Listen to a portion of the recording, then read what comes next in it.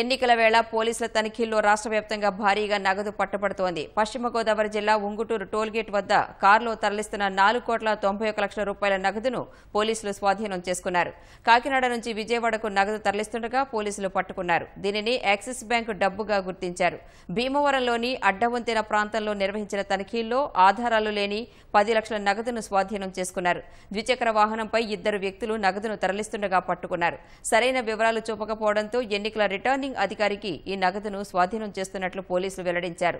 తూర్పు గోదావరి జిల్లా గొల్లప్రోలు చెక్పోస్టు వద్ద కారులో తరలిస్తున్న మరో 50 లక్షలను పోలీసులు గుర్తించి స్వాధీనం చేసుకున్నారు. ఈ నగదు తుని కరూర్ వైశ్య బ్యాంకుకు చెందినదిగా గుర్తించారు. తుని బ్రాంచ్ నుంచి పెద్దాపురం బ్రాంచ్కు ఈ నగదు తరలిస్తున్నట్లు పోలీసుల విచారణలో వెల్లడైంది.